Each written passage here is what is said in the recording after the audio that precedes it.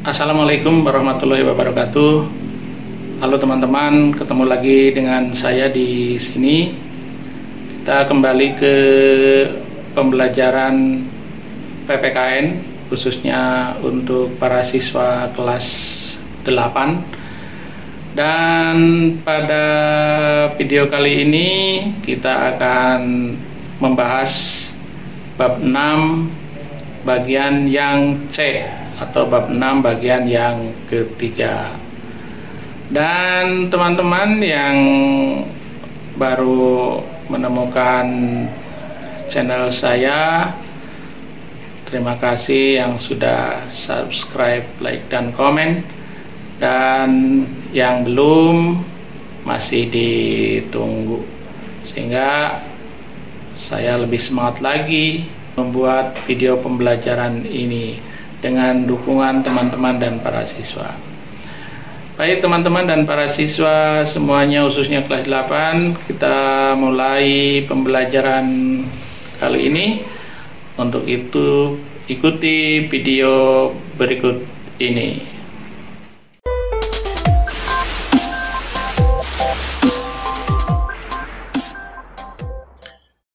Baiklah para siswa, kita mulai dengan bab 6, memperkuat komitmen kebangsaan.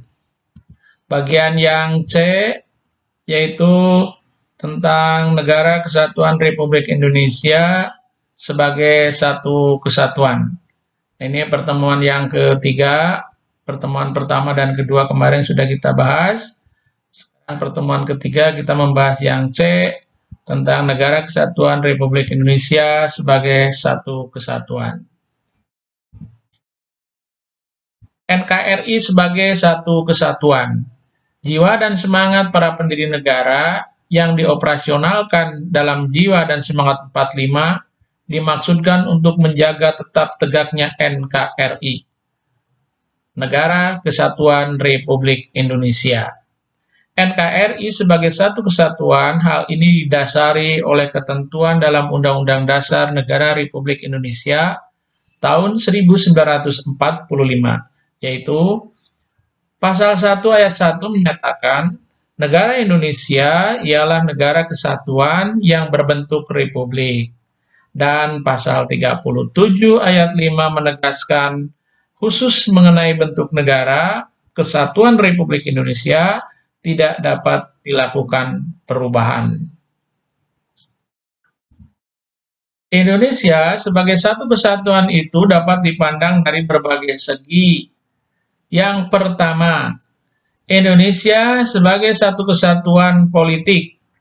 Maksudnya, sebagai satu kesatuan politik, Negara Kesatuan Republik Indonesia atau NKRI meletakkan Pancasila sebagai dasar dan falsafah serta ideologi bangsa dan negara, melandasi, membimbing, dan mengarahkan bangsa menuju tujuan nasional negara. Pancasila adalah dasar negara Indonesia yang tidak boleh diganggu-gugat oleh siapapun, baik dari dalam, yaitu rakyat Indonesia itu sendiri, maupun dari luar Indonesia atau luar negeri. Secara psikologis, sebagai sebuah bangsa, kita sudah seharusnya merasa senasib, sepenanggungan, sebangsa dan setanah air, serta satu dalam tekad untuk mencapai cita-cita bangsa. Nah, itu maksud dari Indonesia sebagai satu kesatuan politik. Kemudian yang kedua, Indonesia sebagai satu kesatuan wilayah. Seluruh wilayah Indonesia dengan segala isi dan kekayaan yang terkandung di dalamnya merupakan satu kesatuan wilayah, wadah, ruang hidup, dan kesatuan yang mutlak bagi seluruh bangsa Indonesia. Ini tentu saja menjadi modal dan milik bersama bangsa. Indonesia yang juga terdiri atas berbagai macam suku dan budaya, serta memeluk dan meyakini berbagai agama dan kepercayaan kepada Tuhan Yang Maha Esa. Hal ini haruslah diyakini sebagai bagian dari satu kesatuan sebuah bangsa yang bulat dalam arti yang seluas-luasnya. Ingat, sesuai semboyan Bhinneka Tunggal Ika, yang artinya meskipun berbeda, Indonesia tetaplah satu. Nah, ini Indonesia sebagai satu kesatuan wilayah. Yang ketiga, Indonesia sebagai satu kesatuan pertahanan dan keamanan. Maksudnya apa? Maksudnya bahwa setiap warga negara memiliki hak dan kewajiban yang sama dalam rangka bela negara dan bangsa. Karena setiap ancaman terhadap suatu pulau atau suatu daerah pada hakikatnya merupakan ancaman terhadap seluruh bangsa Indonesia. Kemudian yang keempat, Indonesia sebagai satu kesatuan ekonomi.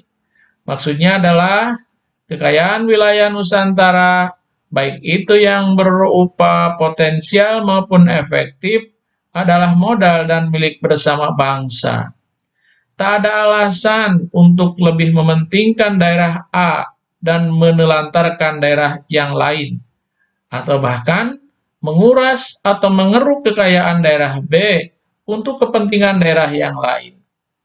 Tingkat perkembangan ekonomi harus merata dan seimbang di seluruh daerah, tanpa meninggalkan ciri-ciri khas yang dimiliki oleh daerah-daerah dalam pengembangan kehidupan ekonominya.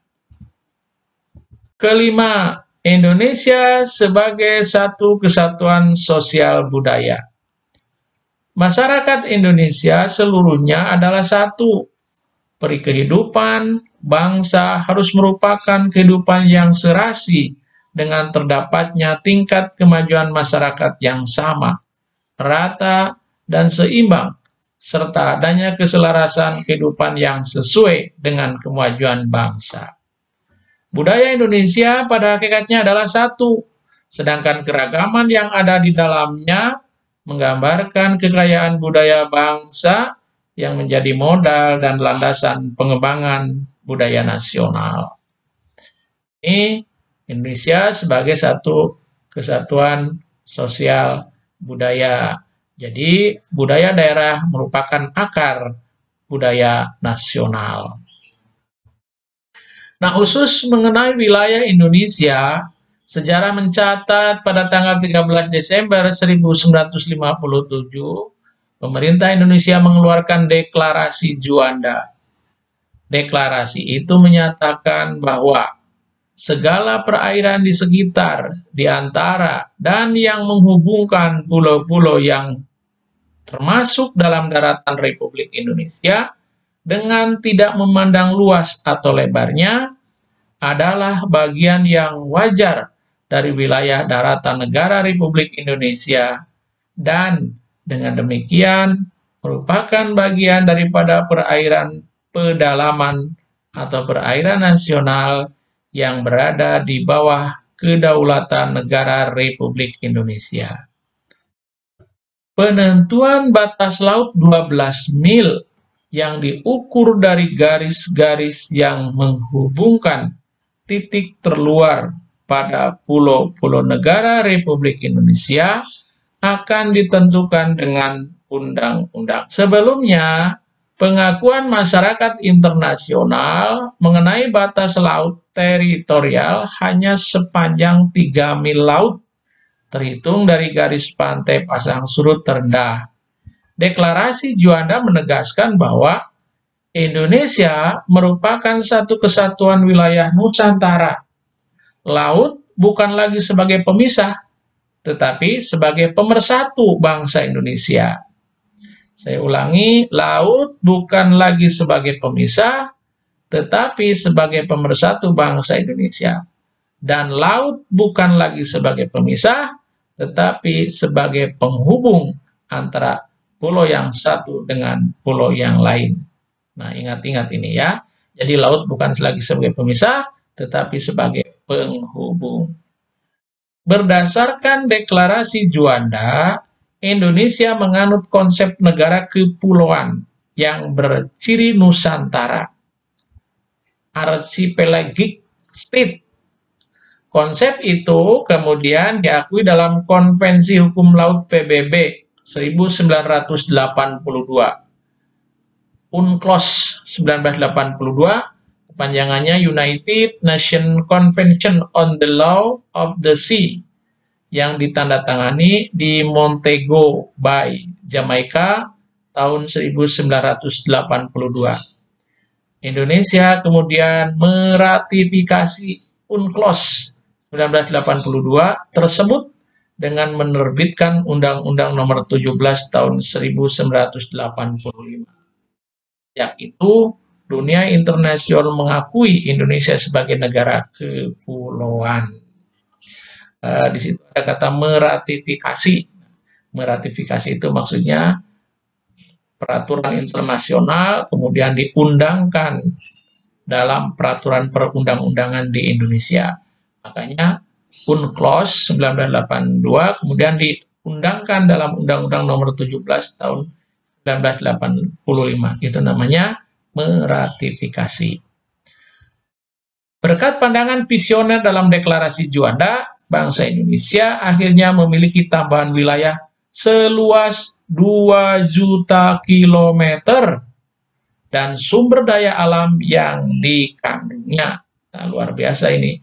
Jadi dengan Deklarasi Juanda, luas Indonesia bertambah menjadi 2 juta kilometer. Dan tentu saja termasuk sumber daya alam yang ada di dalamnya. Kesimpulannya apa teman-teman dan para siswa semuanya? Kesimpulannya adalah satu, NKRI sebagai satu kesatuan didasari oleh ketentuan dalam Undang-Undang Dasar Negara Republik Indonesia tahun 1945, khususnya pada pasal 1 ayat 1 dan pasal 37 ayat 5. Nomor 2, NKRI sebagai satu kesatuan itu dapat dipandang dari 5 segi, yaitu politik, kewilayahan, pertahanan, keamanan, ekonomi, dan sosial budaya. Dan yang ketiga, khusus mengenai kewilayahan Indonesia, sejarah mencatat pada 13 Desember 1957 bahwa pemerintah Indonesia mengeluarkan Deklarasi Juanda, di mana berkat pandangan visioner dalam Deklarasi Juanda, dunia internasional mengakui Indonesia sebagai negara kepulauan dan bangsa Indonesia akhirnya mendapatkan pengakuan tambahan wilayah seluas 2 juta kilometer persegi, termasuk sumber daya alam yang dikandungnya. Nah, demikianlah teman-teman dan para siswa untuk pembelajaran kali ini. Mudah-mudahan apa yang saya sampaikan dapat bermanfaat bagi teman-teman dan para siswa, khususnya kelas 8. Mudah-mudahan menjadi referensi pembelajaran PPKN. Sekian, terima kasih. Wassalamualaikum warahmatullahi wabarakatuh.